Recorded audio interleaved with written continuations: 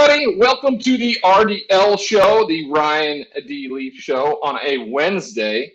Lots to talk about today. We'll be joined by my cohorts a little bit later to talk about everything NBA, NFL, the unwritten rules of sports. A lot being talked about on hitting a 3-0 home run, even by your own head coach. I don't know how that's going over in that clubhouse. We'll see. First off, the play-in game from last night. All right. Jonathan and I had a very spirited discussion on Monday about whether or not these play-in games were good for NBA, for everybody involved. I thought it was great. I thought it was great for the organizations because you're going to see the players playing a lot more and not really being held out for load management until they have secured themselves a playoff bid.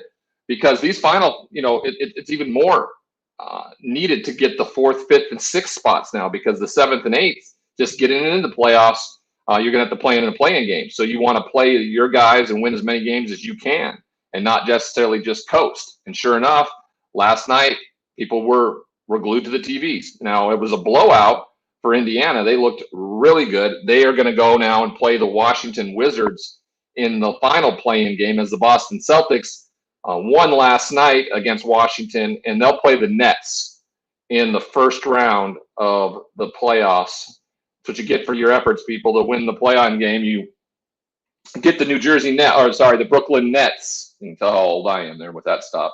I think it's great. I haven't paid attention to the NBA the NBA regular season for I don't know how long.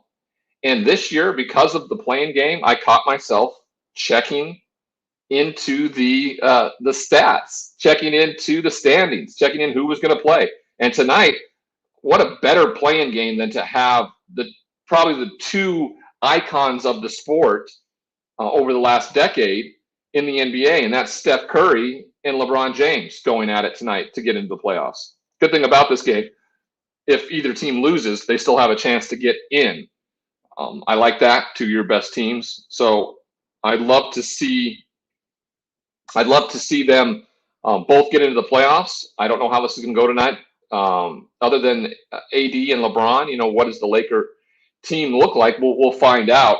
The other side of it, not too many people are talking about because it's kind of been placed in the back burner. The Spurs play the Memphis Grizzlies. Popovich's tenure of getting to the playoffs and doing that type of thing in the West is slowly kind of coming to an end. And whether or not, Tim Duncan was was that anchor that kept that team together, and really put him in that place. So we'll see that game on the Eastern side, Indiana versus Washington on Thursday night, and then the final play-in game on the Western Conference, whoever wins and loses. Who wins tonight? Question of the day, everybody. Lakers or the Warriors? That is the question of the day. Let's bring in my cohorts. I don't know if Jonathan's here yet. He is a very busy man.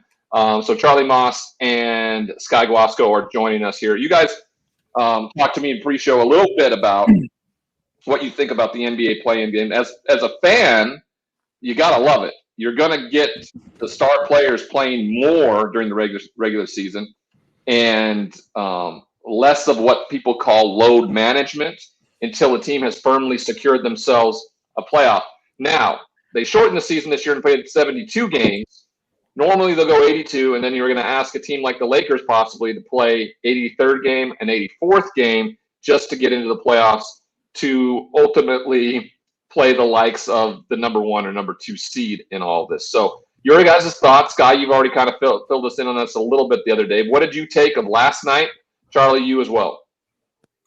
Yeah, I think, obviously the marquee matchup of this entire new play-in bracket is the Warriors and Lakers this evening, and it's LeBron and it's Steph, but more so it's LeBron's health. If LeBron's healthy and AD's healthy and the Warriors are pretty much rolling Steph and Draymond, then I'm leaning Lakers, but LeBron's played about a game and a half or so in a month, and I just don't know. Maybe he was saving it all for tonight. We'll find out, but Steph Curry has been absolutely on fire, and I lean the Warriors here. And it is fun for the fans. We were talking about it for the players and maybe comparing it to the MLB, because if you finish tied, you have a 1-game playoff to get in the playoffs. This is a little bit different. It's not considered a playoff game, but it is considered a single elimination if you're in that 9-10 bracket, and then getting a second chance there. For the loser of the Warriors and Lakers game, as you mentioned, they could still get into the actual playoff bracket. So it is interesting. We'll see what happens. It's new, and I'm ready for it, man. Either way, I think it's going to be very exciting this evening. I'm excited for it. I think the Lakers are going to win by 10 plus. I mean, Curry's playing out of his mind. He's a beast. We all know this, but they can't hang with LeBron. They can't hang with AD. And then you have to remember they have Andre Drummond there who does the dirty work. He gets the rebounds. So I think it'll be a blowout. I'm not really too interested in the Spurs-Grizzlies game, although I am an NBA fan. But going back to what you were saying, Ryan, just about the new format in general, I think it definitely spices it up. Like, if you're a team like the Lakers who are to be forces in the league and to win championships, they can't be resting their players all the time. And yes, LeBron and AD were hurt for a lot of the season, so they're actually seeing the impacts of. Yeah, if they don't get hurt, if LeBron doesn't get hurt, if they both get hurt earlier, this Lakers team isn't in the playoffs. This Lakers team would be outside the top 10. They'd be up for single eliminate. They'd be like a 9 or 10 seed, possibly 11 seed. So I think it's interesting. The players are upset by it because, as we were saying pre-show, they play 72 games this season, but normally 82 games. And to get to this play-in tournament and to lose and your season be over, they think it's just kind of not fair, or just kind of all the hard work you put in during the regular season go to waste. But you know what? Play the game. It's simple as that. I'm excited for it as a fan. I love watching games when there's more pressure on the line. So I think it's a good idea. I don't know if we will see it continue, though. And you look at the Celtics, who were on the outside looking in, kind of in that 7 seed. They found themselves in a tough spot. Took care of business. Channing Tatum goes off, 15 or 50, points last night, and they got themselves in a better position. Channing Tatum, sorry, I think I did, huh? Yeah. So the Warriors/Lakers are in this position for various reasons. The Warriors just aren't as dominant as they were the last 5 years, and the Lakers have been banged up, but they're in this position. They need to take care of business, and whoever does it tonight is going to be able to take a rest quick, and then have a team that just came off of a second game there. So it's going to be interesting tonight, and we'll see what happens. I mean, if they can put out the flames of Steph Curry, I think the Lakers win big. But Steph in that offense right now is absolutely on fire. So the winner of the Lakers Warriors, they play the Suns, who are the 2 seed. But did you guys see this? The Clippers lost their last 2 games on purpose to avoid the Lakers in conference. And yeah, how do you feel about that? Really quick, guys. How do you feel about that? Just sportsmanship, integrity of the game, all that conversation. How do you feel about them blowing 2 games on purpose to avoid a team? And if you're a player on that team, and maybe it comes from upstairs, maybe the players, agree on it, whatever, would you personally be able to do that to avoid potentially a tougher matchup heading in? I mean, I think it was a smart move. I'm not going to lie, because if I'm the Clippers, why would I want to play the Lakers in the first round of the playoffs? These guys should be playing in the Western Conference Finals. But as a player, I'd definitely be a little frustrated. The Clippers weren't able to make it last year against the Lakers because they lost to the Nuggets in the second round after blowing a 3-1 lead. But it just kind of, to me, it shows a sense of fear, a sense of lack of competing at the next level with the Lakers, because we know the Lakers, they win championships. The Clippers have not, and they have Paul George, they have Kawhi Leonard, they have Rondo, they have these pieces there. So a little surprising to see how scared they are of the Lakers. As a player, I want the easiest route I can get to an NBA championship. Now, your point in them losing to Denver a year ago, it didn't work out for them then. Why would it work out for them now? They still have to beat the teams in front of them, and that could put you in a position as a player at home thinking, well, clearly our coach and administration and our teammates, we really don't think we can handle the Lakers. It'd be good to lose to them in the Western Conference Finals rather than in the round before. So I get why it was done.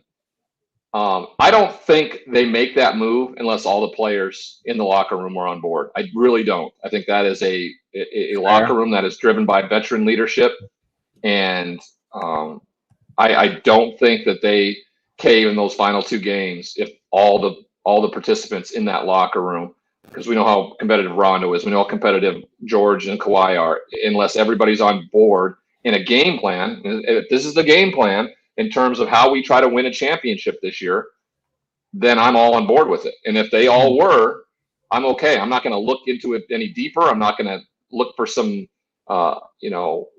psychiatric reason how this is going to affect them negatively. If this is something they all wanted to do and they are all in, and there's a game plan, just like any kind of game plan you go into a game with, on how you let somebody go off just so you lock down everybody else, which I think is something the Lakers are going to, they're going to try to lock down Steph Curry with 2 or 3 guys from time to time. And they're going to say, hey, if we're going to get beat, we're going to get beat by everybody else but Steph Curry. He's not going to be the reason why. And that's the same kind of game plan that the Clippers had in the last few games. We're not going to lose, or we're not going to, punish ourselves in the second round of the playoffs.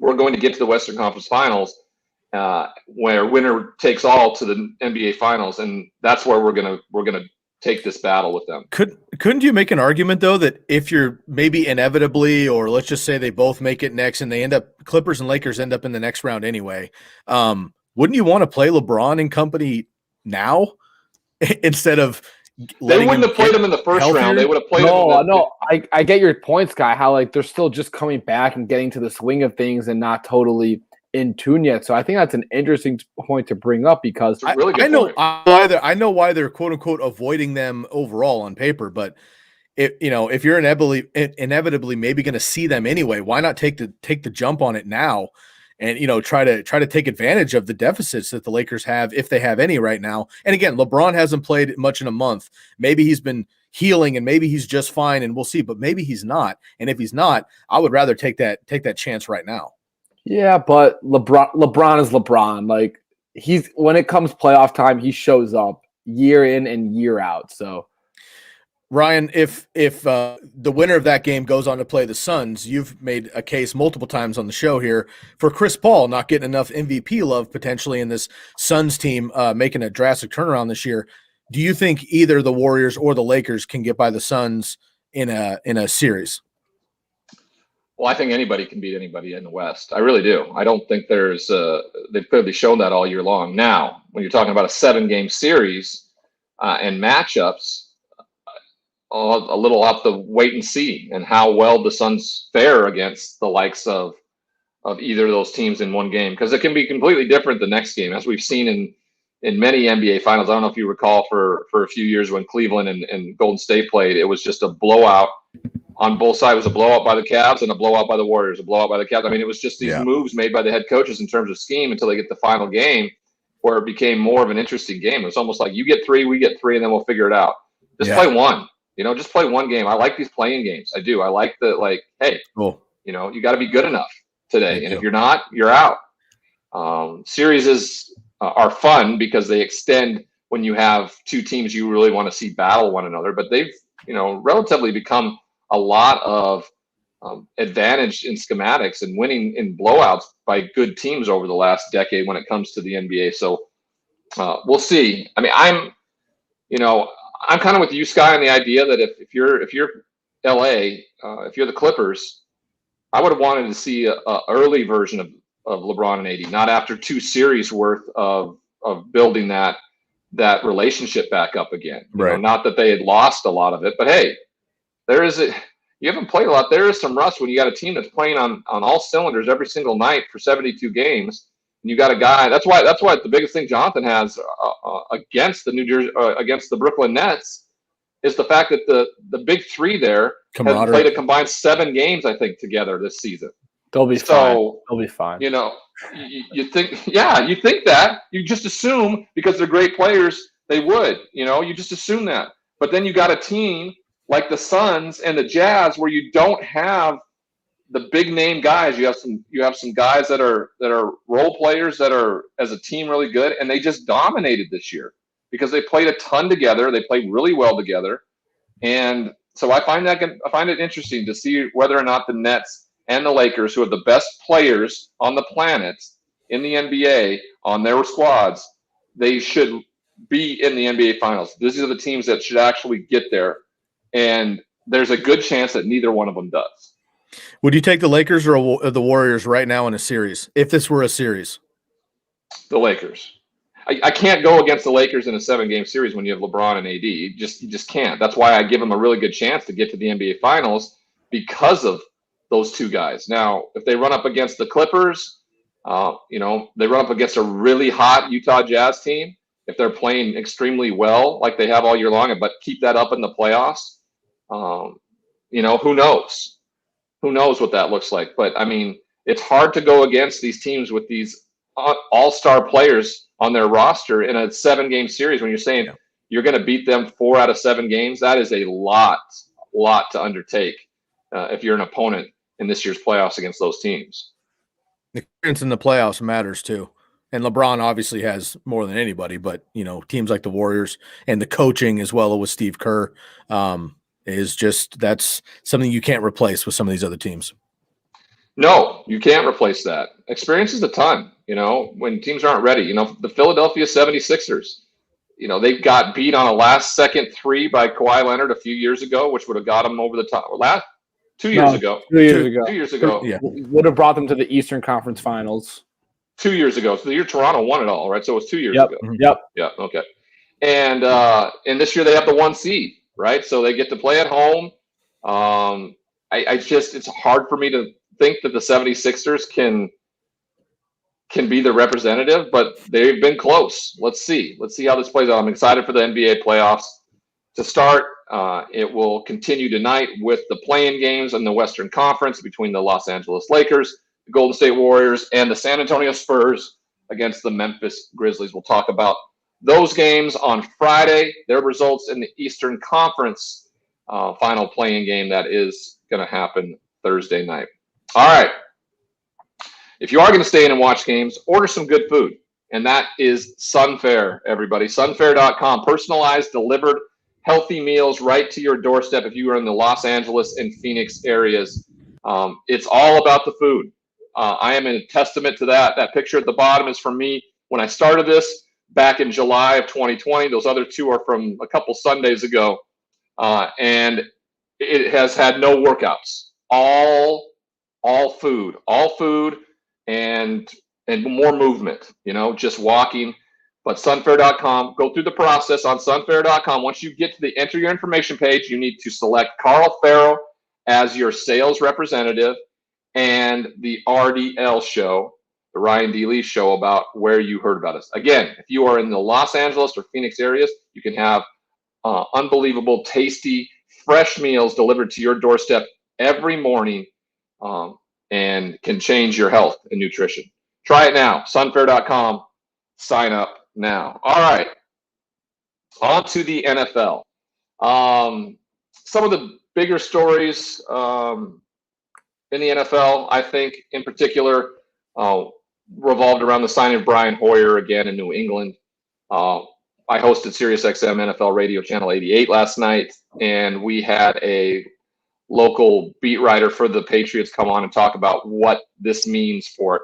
I had a couple different theories, and you guys can comment on this and tell me what you think. But I'm wondering if the signing of this player in Brian Hoyer coming right after, on the heels of rookie minicamp, gave the Patriots a glimpse of like, okay, Mac Jones, we think he's going to be great. He is not going to be ready this year. He is not going to be ready to be the starter. We need to have a capable backup here. And we know Brian can do it. He's been in the system before in case Cam goes down because he gets beat up. And so what I don't think it's good for, I don't think it's good for Jarrett Stidham. I think he's out with this signing. And I also think that it shows that maybe Mac Jones isn't ready and we won't see him this year. He'll be actually holding a clipboard as the third string guy and may not even play it down or dress out, similar to Jordan Love in Green Bay last year. Mm-hmm. I think that's absolutely a fair point. And to the case of Jordan Love, obviously we don't know about Rodgers. We've talked about it ad nauseum. We just need to hold tight until he comes out. But you just see a year later, Jordan Love didn't even dress out. Now there is a chance he could be the starter day one if things roll that way. Mac Jones might be the same. And Ryan, I think that's a great call. Them just catching the first couple practices and whatnot. And I on social media, I think Adam Schefter put up a bunch of pictures of each rookie quarterback in their red jersey. Everybody had a helmet on. He showed a picture of each one of them for the practices. They all had a helmet on except for Mac Jones, which may have just been the photo they chose. But I just made a comment quick and said, did Mac Jones not earn his helmet yet? Kind of being tongue in cheek. And I had a bunch of people reply who are randoms that follow Schefter. But a lot of people were like, maybe he legit didn't earn it. And I haven't thought about that before, but Ryan, is that a thing with reporters? Reporters are only allowed at Patriots practice during stretching. They aren't allowed. Okay. They aren't allowed during practice. That is a Bill Belichick rule. Always has been. Always will be. I didn't know that. Okay, and so he wouldn't have had it on anyway. Well, I mean, he may have not been stretching with his helmet on. Of course. The funny thing about this year's rookie mini camps is that teams. And I think it would have behooved them and helped them a ton if they could have used it as like a 2020 and 2021 rookie mini camp to get guys, because they just didn't exist last year really for these guys. But the NFL and the NFLPA was really adamant about it. I mean, I don't know what I think it was in New England. There were 10 players that were a part of this rookie mini camp. 10. That's it. So there's all they had was their draft picks. They didn't sign any college free agents. So they were at 10 players participating in this rookie minicamp. So it's hard probably to get an assessment on these players in such a short amount of time with the limited amount of players. Now, when mandatory minicamp, I think is they start up around June 8th for most of these teams. We'll find out a lot more in terms of how players get the reps they need. We'll also find out a ton about the Aaron Rodgers situation. Yeah, I was just looking up mini camp here, June 3, May 24th to June 18th. I think it'll be very interesting. Are you, if you're the Patriots, you don't really have a lot of other choices right now. Are you comfortable with Cam Newton coming in? Last year he had the surgery, he had the new team, he had COVID issues. They didn't have many weapons. Obviously, post Brady, Gronk, Edelman goes down. Are you comfortable with Cam coming in year 2, new weapons, second year in the scheme, hopefully healthier? He played dominant in the first 2 or 3 games, but then people figured out he couldn't pass last year. Are you confident with Cam as your quarterback right now if you're in New England? Well, I mean, he threw for 400 plus yards against the Seahawks in that Sunday night thriller. So 11 rushing touchdowns. He can't throw the ball though. He can't throw the ball. He had what? Okay. Nine passing touchdowns last year? Okay. We're gonna mute you because you cannot tell people that are watching this that an NFL quarterback can't throw the ball. Okay. Yeah, I mean, it's hyperbole. It's hyperbole. You can't throw the ball, Charlie. That's what it is. Or you would be playing in the NFL, right? I'm not in the NFL. He is not. He's not. But you can't use those words. He's not as an efficient passer as the rest of the guys in the league. He can. Don't say little things like he can't throw the ball. All right, he is not. Those things are absurd. That is an absurd statement to make. Because guess what? He's a Heisman Trophy winning quarterback, and he's an MVP, and he played in the Super Bowl. All right, so he can throw the football, Charlie. Yes, he can. Yes. His throwing abilities are not as great as they used to be. Is that better? Okay. Well, he was hurt. He was incredibly hurt last year. He played through it. That's why Bill Belichick gave him the deal this year. I was really surprised that he came back. They love him. First in, last one out. Truly was. He is the leader of that team, and that's why he's getting the next opportunity. Now, I'm with you, too. He was not the quarterback he used to be. He's always been a guy that's had to fire the football to throw it around, but his arm strength has been unbelievably strong for a long period of his time in his career. He was beat up last year, incredibly. If you watch that Seattle Seahawks game, boy, he was a pure passer than anybody. He went head-to-head with Russell Wilson in that game. You couldn't decipher between the two.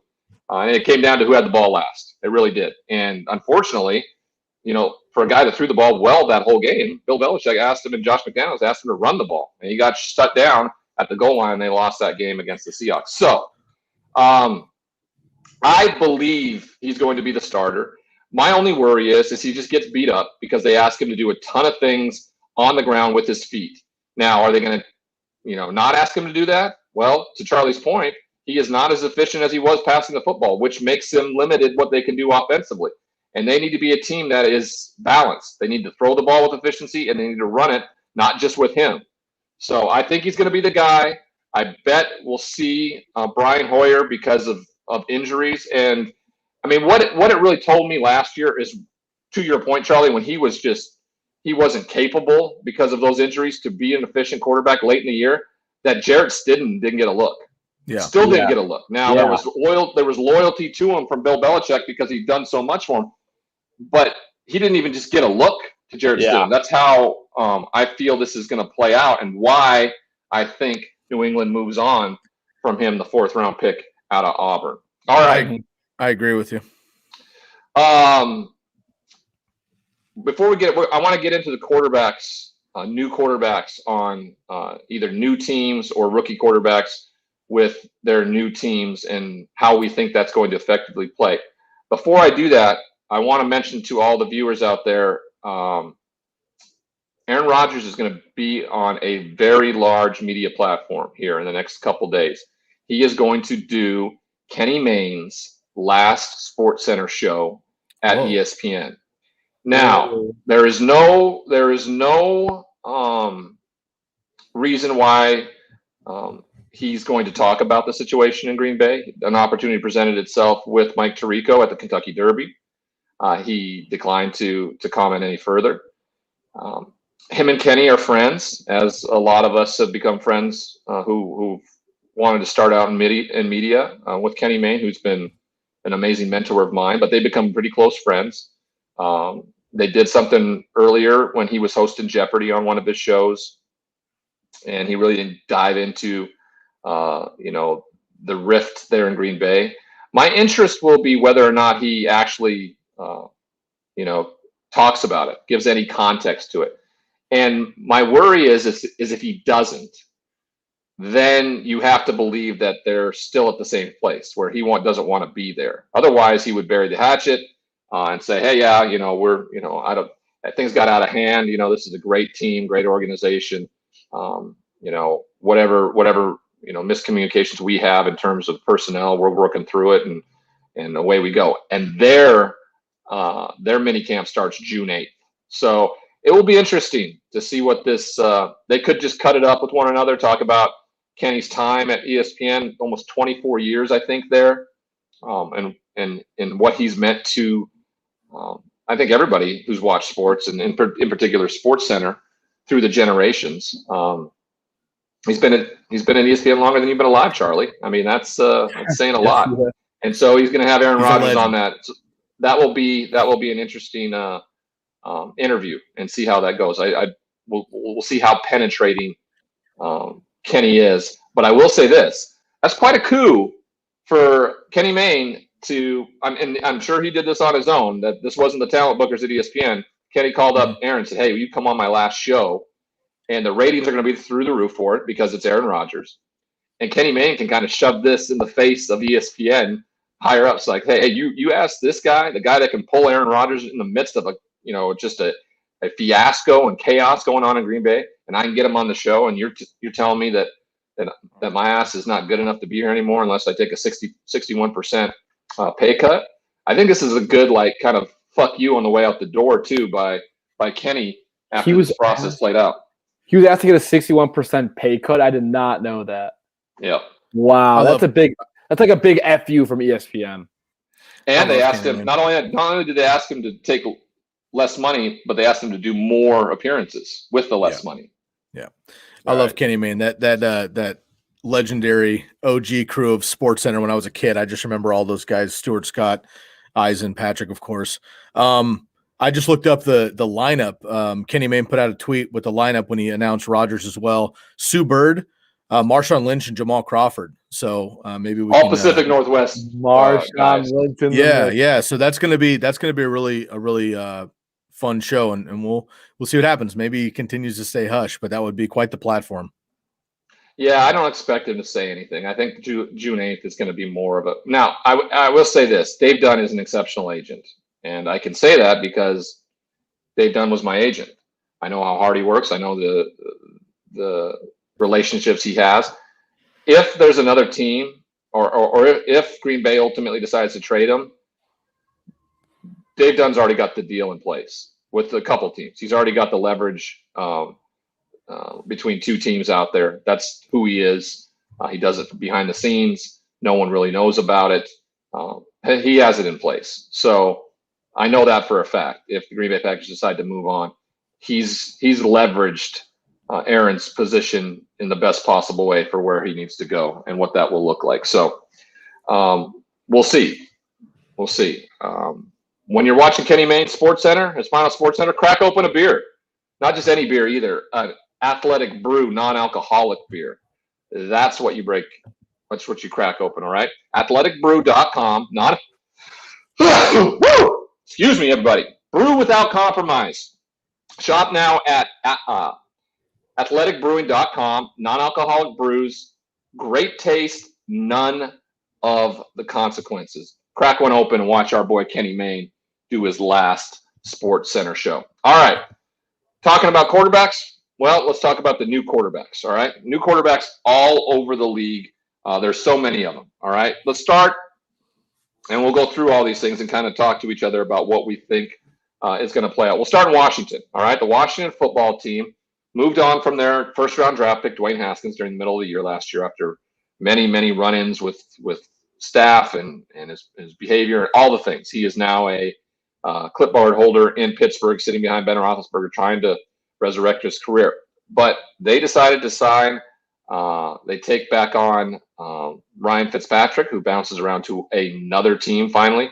Taylor Heineke was re-signed, as well as I think Kyle Allen, who I thought was playing particularly well after Dwayne Haskins was benched, but got hurt, and that's what forced Alex Smith into playing time last year for the Washington football team. Now, with how they're moving some guys, they removed Ryan Kerrigan, they removed some other veterans, they're freeing up some space. This is still a team, I think, that's a viable option for Aaron Rodgers. I think really it's the Washington football team and the Denver Broncos. Mm-hmm. And with the defense that Washington has, I seriously think that you add Aaron Rodgers to the mix there, this team becomes a solid NFC team. I think they played Tampa better than anybody in the playoffs with a third string quarterback at the helm. So, it is what it is, but I do think that they are still players in this game, if there is a game actually happening between Green Bay and Aaron Rodgers. Now, Ryan Fitzpatrick, every stop along the way, he is a professional quarterback. What you're going to get from him, though, is a gunslinger, okay? He's going to turn it over. There were many games early in the year last year for Miami where the defense played so well or well enough to win games, and he was careless with the football. I looked to an example perfectly in the opener against the New England Patriots up in Foxborough, and he throws 3 picks, in particular an interception in the end zone at the end of the game to seal it away. That's the big reason why Brian Flores and the Miami Dolphins chose to go to Tua Tagovailoa midway through the year during the bye week, simply because Fitzmagic just was careless with the ball, just turned it over. Now, he took chances, and when Tua got in, he didn't take those chances, and with the defense playing like they were, they got wins where Tua didn't have to really play well. I think there was a game where Tua threw for like 80 yards or something like that, and they won because the defense did their job. But late in the year, when the defense got beat up, run down a little bit, and they weren't as solid, they needed some playmakers on offense. And Tua was so conservative in what he did, they just, were a lot of 3 and outs, and the defense got run down, and they needed the magic from Fitzpatrick. And that's what happened in that second to last game against the Arizona Cardinals, where they came back to win that game and get them a chance at the playoffs. Only problem was Fitzpatrick would then contract COVID, not be able to make the trip at all. Tua thrown into action and took those chances. But by taking those chances, he turned it over 3 times against the Buffalo Bills. So what you're going to have in Washington with that defense, this could be eerily similar to Miami, where the defense is really good. They rush the passer. They tackle well. They get turnovers.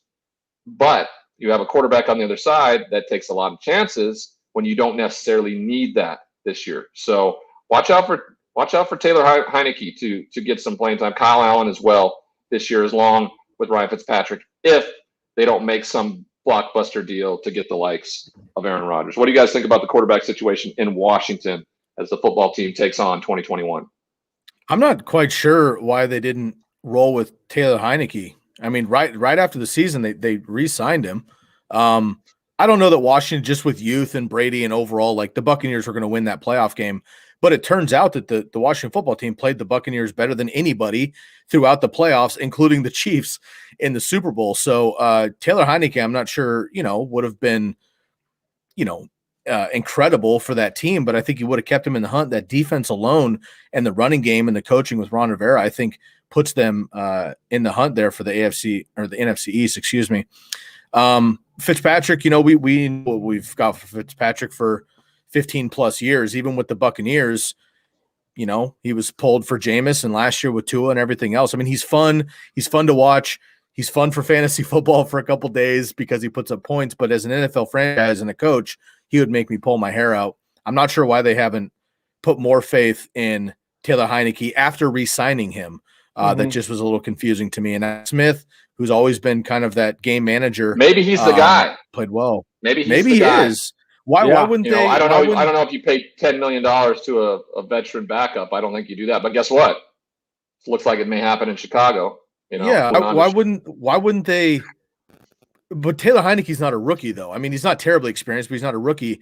Why wouldn't they re-sign him, give him the keys early, put the faith in the kid, and say, "Hey, it's your ship. We do have Fitzmagic here in case we need him, but let's go with you and see what happens." It doesn't seem like that.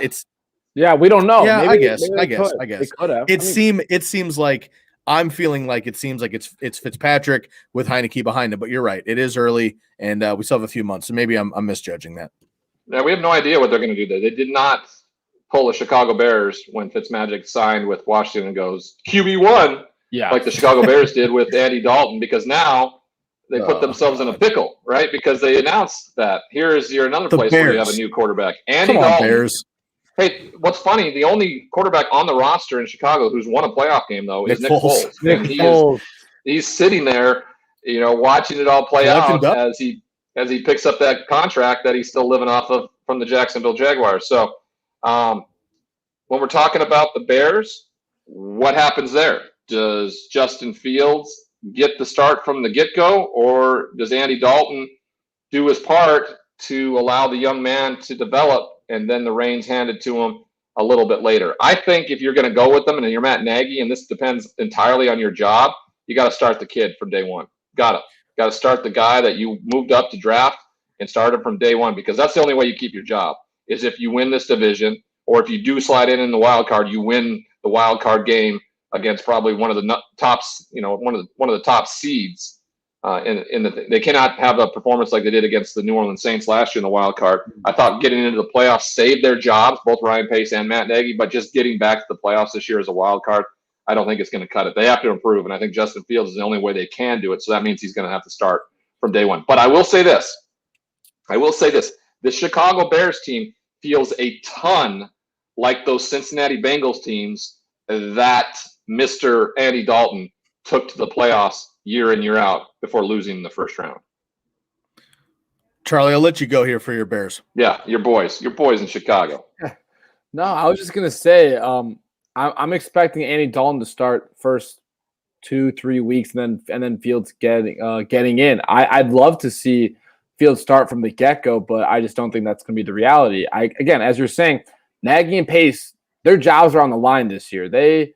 Last year was a tough year as a Bears fan to watch them and watch what has happened and what has transpired for the past couple of years with Trubisky and how the team has not progressed. So something needs to be done, and I just don't think Fields will be started week one.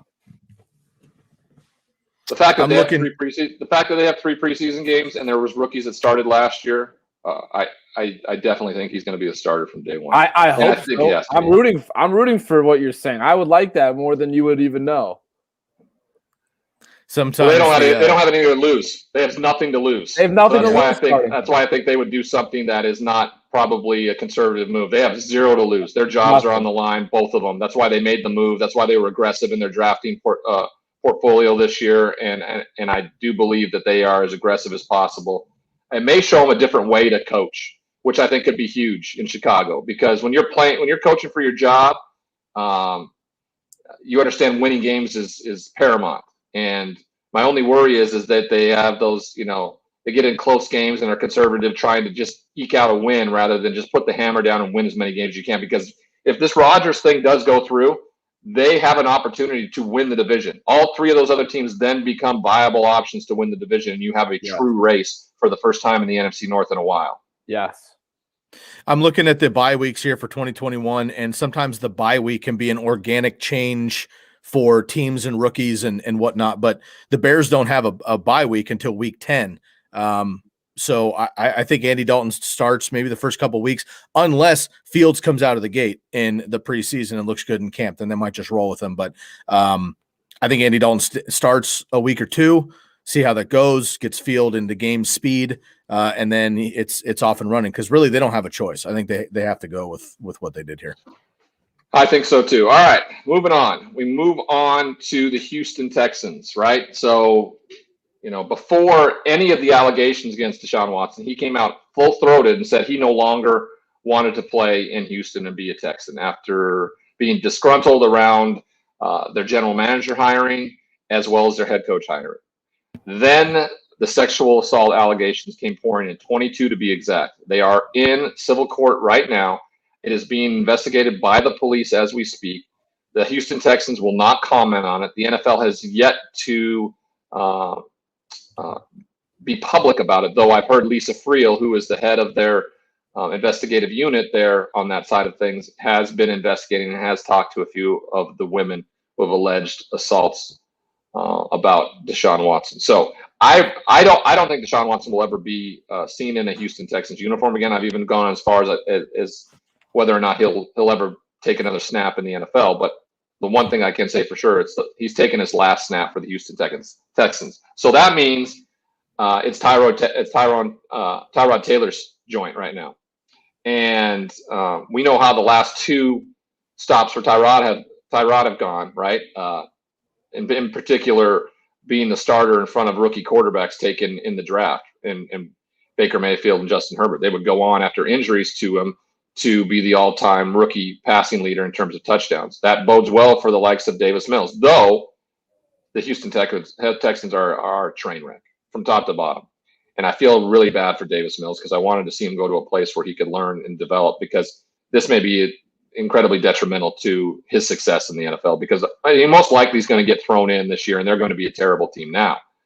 And that means he becomes Gardner Minshew in my eyes, where he's going to be a quarterback that's able to cut it and cut it well, but may just be a backup the rest of his career. Now, hey, Gardner Minshew, I believe, would take that over anything because of where his career was headed when he left East Carolina in that graduate transfer year, to where Davis Mills decided to do. Because I really think he could have been the first overall pick next year if he decided to stay another year in college. Only 12 starts. Is he ready to be an NFL starter?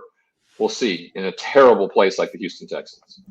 Yeah, this totally different situation. I know that, but this reminds me a lot of David Carr, Derek Carr's older brother, who was with the expansion Houston Texans when they came in, but they were terrible. They're an expansion team. They had young guys, older veterans. He got sacked, a rookie record by far, 76 or something like that sacks. And David Carr, unfortunately, a high draft pick, never had a chance in the NFL with where he landed. And we've seen this a number of times with quarterbacks coming out of the draft. And if Davis Mills is thrown into the fire with limited weapons around him, bad defense, new coaching, in an improving division, at least with the Colts and the Titans, who are going to be playoff teams, with the Jaguars, ultimately improving with Lawrence, this could be really tough for him as well. We'll see what happens with Tyrod Taylor. I mean, he's played well his days back in Buffalo. When he was healthy, he was a competent quarterback, played well with the Chargers and the Browns, but he got injured. And then you're right, he gave time up to the rookies. The rookies played well and kept him off the field.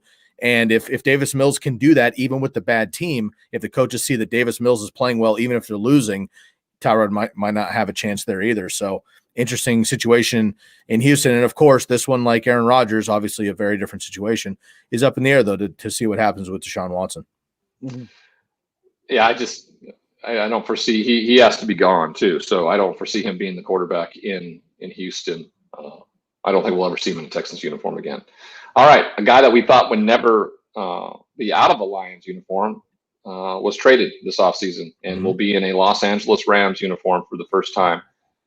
We had Cynthia Freeland on this week. She talked about the winning percentage of the schedules and some of the interesting teams that were left off her playoff schedule. And of course, she used the disclaimer, if 12 is not in Green Bay, this blows up the whole model. And of course it would in every direction you'd look, right? Because then whoever has Aaron Rodgers becomes a team that's a deadly threat to make the playoffs and crash the party. I don't know how much better the Rams got. Defensively, they lost a few. I think offensively, Matthew Stafford is a different kind of quarterback. Don't get me wrong, but I don't know if they improved a ton. And in her eyes, the model that she presented, they don't even make the playoffs this year under Matthew Stafford. And if that's the case, if that were to happen, if they don't make the playoffs, how big of a mistake would it be to give up all that future equity in terms of draft capital for a quarterback that wasn't good enough where Jared Goff was to at least get into the playoffs, and do it in Green Bay with a broken finger and almost have him in a position to win that game? Well, also at the end of his career too, Goff is much younger than Stafford. Stafford has what, 4 or 5 years left? Well, he's got 2 years left on that contract. So really, realistically, it's like 2 years left in Los Angeles for sure. Exactly. And they gave up a ton. They gave up their whole future to get Stafford because they think that he's the one that could get him over the edge. And again, like, I like Stafford. I think he can sling the ball, he can throw it. But we really have to see how big of a difference this will make, because Goff did a good job there.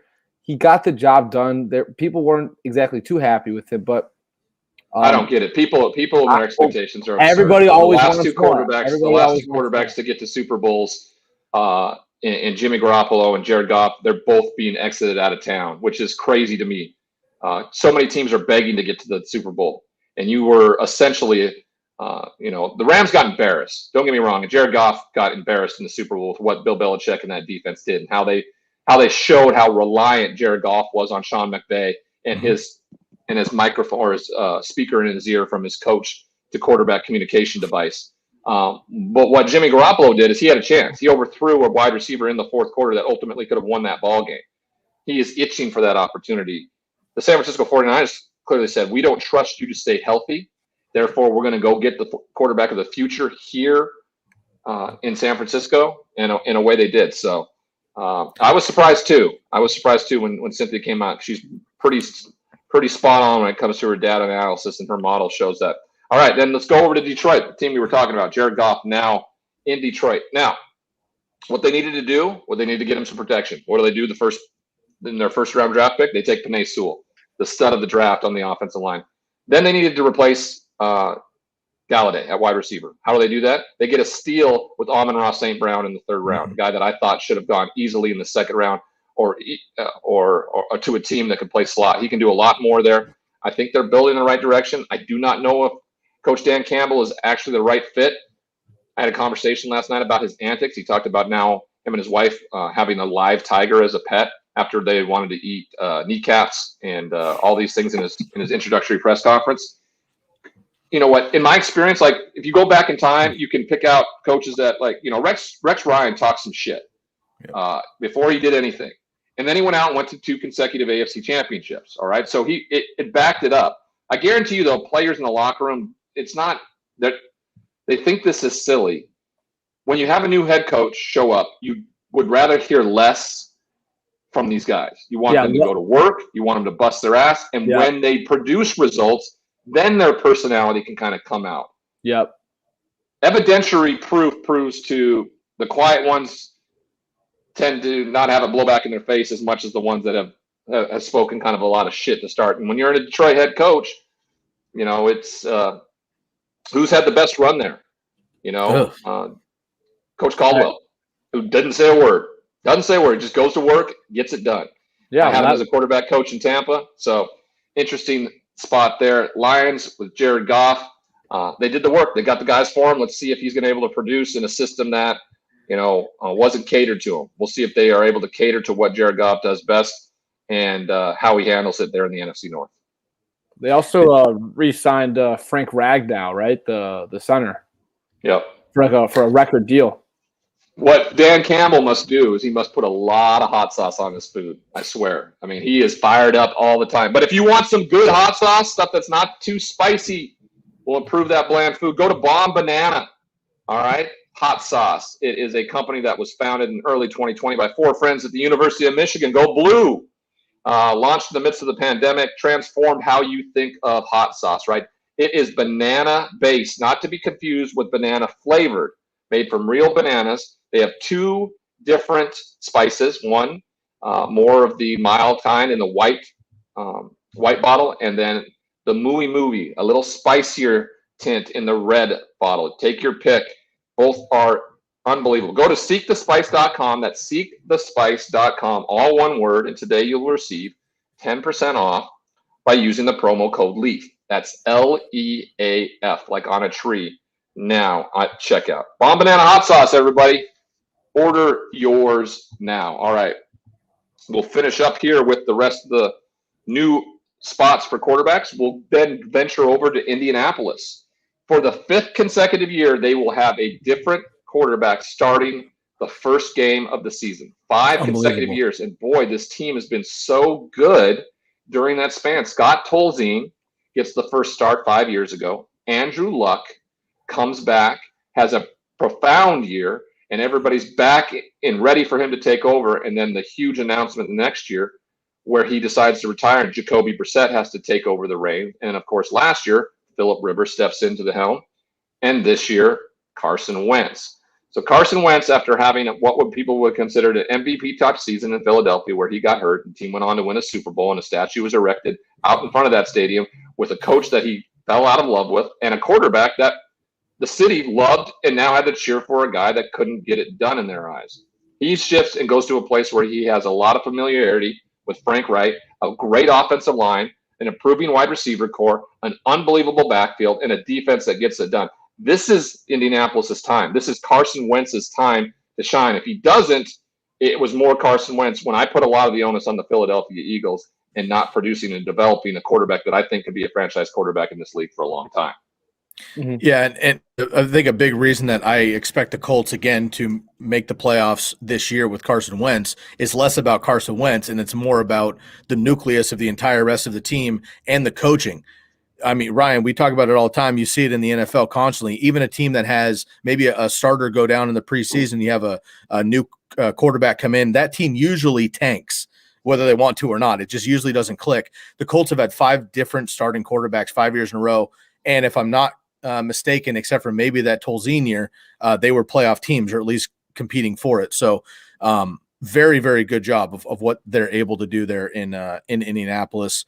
And you're right. The defense is great. The running game is great. Carson Wentz getting a fresh start with old camaraderie, I think is going to help a lot. Consistency is key, especially in the NFL. The problem with drafting well, and Chris Ballard has been an unbelievable general manager, Excellent. Is that when you hit well on those 2nd, 3rd, and 4th round guys who all are coming up on big contracts soon, you don't know that's the issue, right? They're not going to have enough money to pay these guys. So I don't want to say now or never because I don't believe it's now or never. I think they have a couple years and they're going to have to find different ways to continue to do it. But this team has been built for what's about to happen in the next 2 years. Houston and Jacksonville are out of the conversation right now. I thought they were going to have to battle with Sean Watson for the foreseeable future after the playoff run 2 years ago.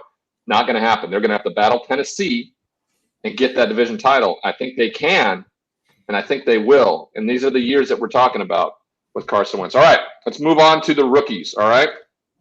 And let's start in New York with Zach Wilson. Sam Darnold shipped off to Carolina after 3 years and the team's dysfunction. They hire a new head coach like they do every 3 or 4 years, and they get a new quarterback with a top overall draft pick like they do every 3 or 4 years. New OC. So for me, I don't foresee anything changing. I still see them as the 4th worst team in this division. I think that Buffalo has a chokehold on it right now. We'll see what New England presents with a lot of the opt-outs back, what they've done to improve free agent-wise offensively, and we'll see what Cam Newton can do in year 2 in that system. And then you're talking about the Miami Dolphins and Brian Flores and an improving defense and seeing what Tua Tagovailoa can be.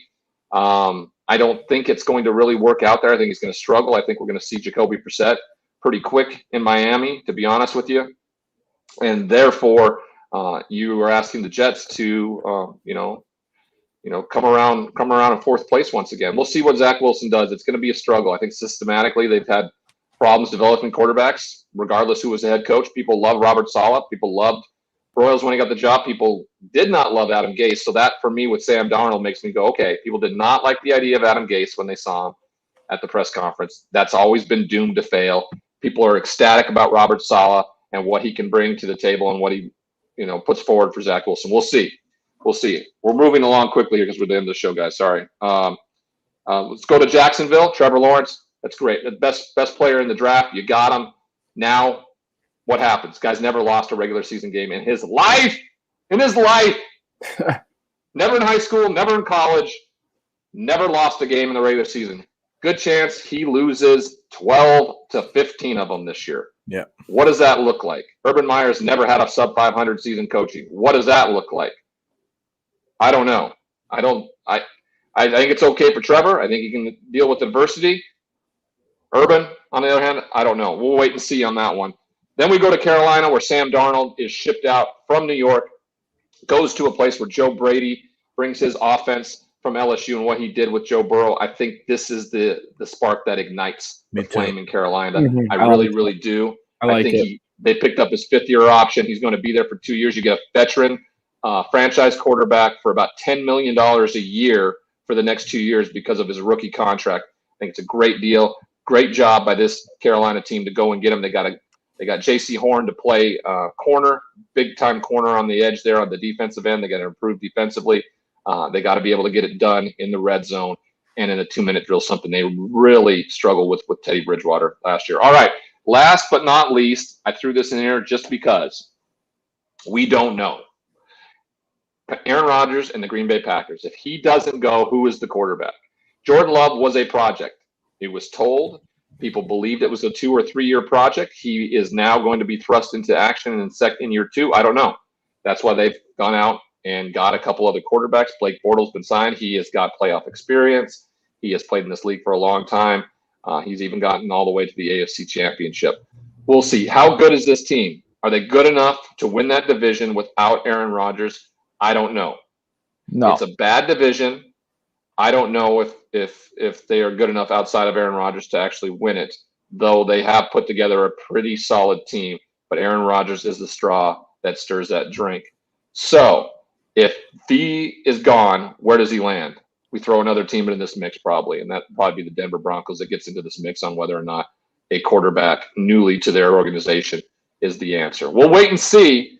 We'll go all over we weren't able to get to some unwritten rules and talk about some Major League Baseball because, as always, NFL dominates the conversation. On Friday, we'll talk about the play-in games from the Western Conference side of things. We'll also talk about and preview the Western Conference final play-in game before the playoffs kick off. We'll get into some baseball and talk about that.